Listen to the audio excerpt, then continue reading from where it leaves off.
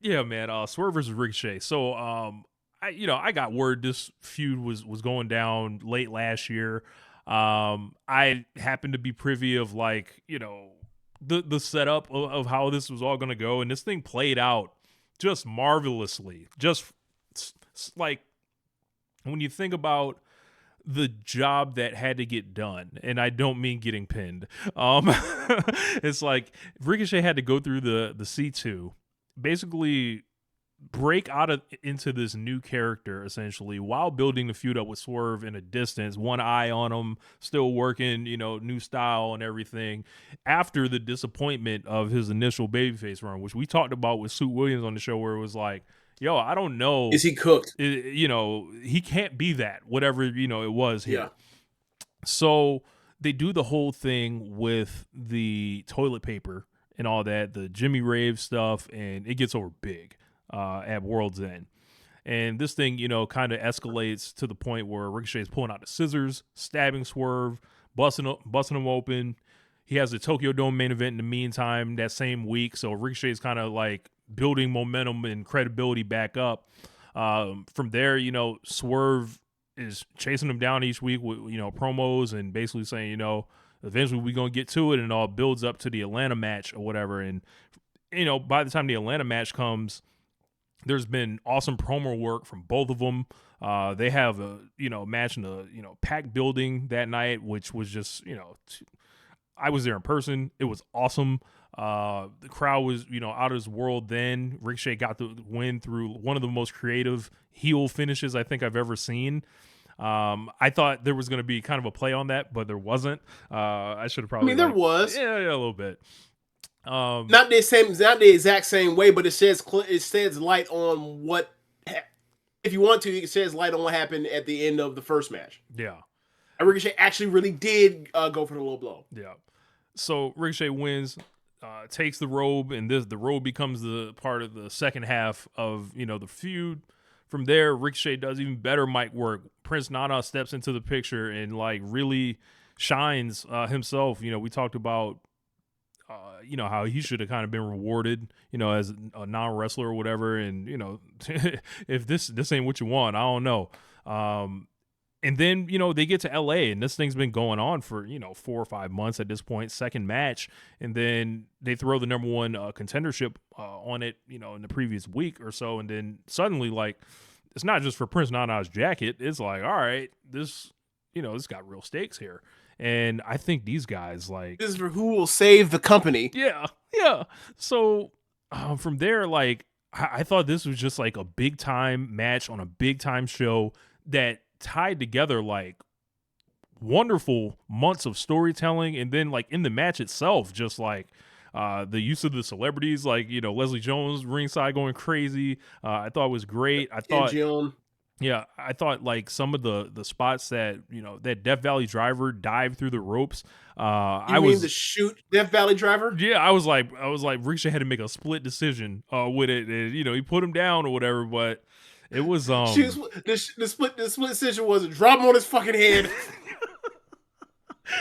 So, if he dies, he dies. Yeah. So like they teased the tension with Prince Nana walking out or whatever. I think people bid on that hook, line, and sinker because I think Swerve and Nana is an all-time wrestler manager pairing at this point. I would never really want to see them break up. Definitely be loved. Yeah, they're definitely be loved.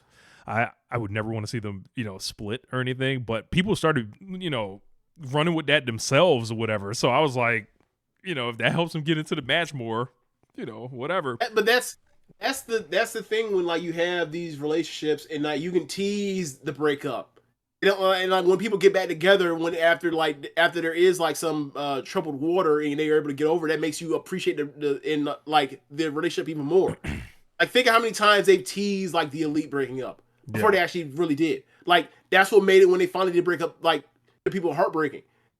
Like going through that kind of stuff. Like that's I can think of a few. Like that's the reason why I appreciate Stardom so much. Like the factions when they go through stuff and it's like they're on the edge and then they're able to before they eventually do break up, because that's the point of it, is like you get so many matches and you eventually have to split. But like you appreciate the part where it's like, oh, they almost frayed and they're able to actually still hold on to the rope and continue pressing forward. Like and like this is one of those moments with them where it's like whenever it does, it's gonna be because it's wrestling, right? Yeah. But whenever it does happen, it's gonna be gutted because they're gonna point back to like this is another time where like, it could have happened. Yeah, I thought this was a great mix of like, traditional like guys just working an excellent match and then combining it with the entertainment stuff and then like, the use of the manager, like just a great mix of everything there. And you know, we talked about it maybe 2 or 3 weeks ago with, Swerve got the win here over Ricochet.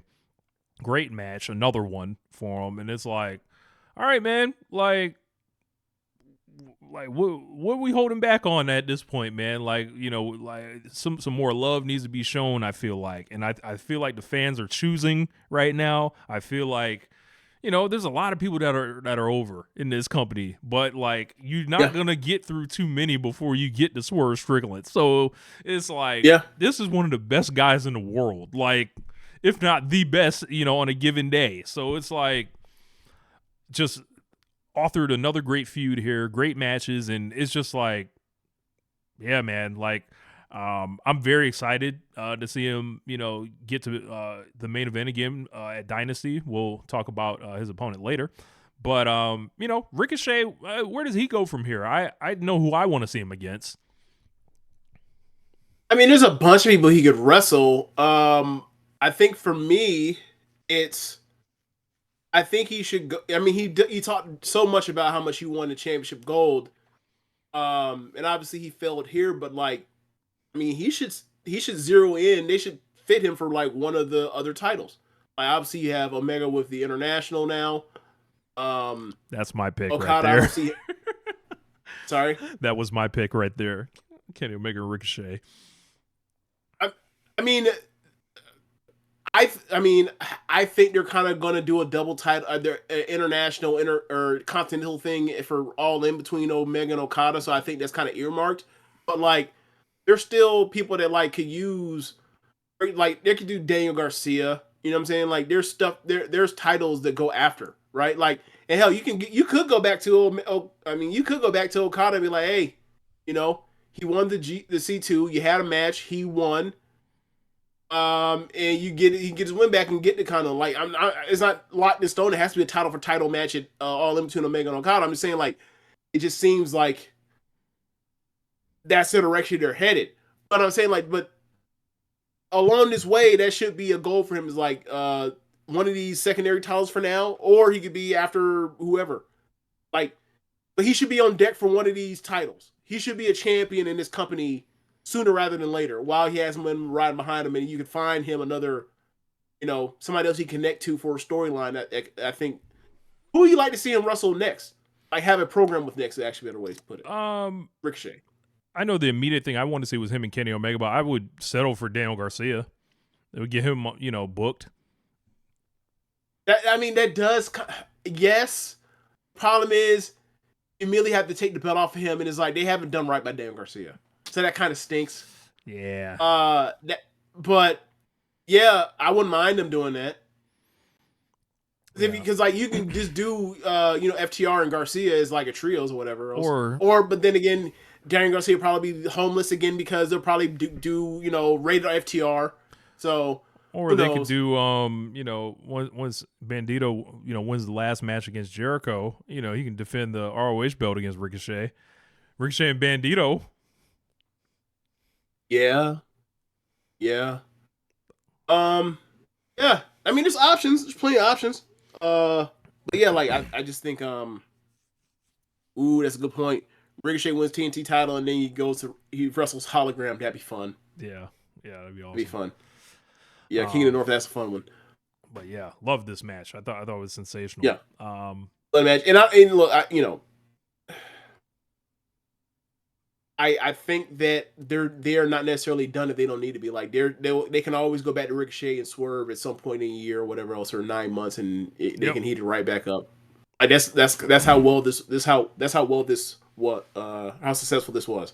Like this feud had to prove a lot of things to a lot of people because like as successful as both of these guys are, I think they're still fighting perceptions in and out of the company, and yeah, I think you can count this as a W for them. So Oh yeah, total success. so And Continental, this is one of the better. This is one of the better programs in history of the company. absolutely.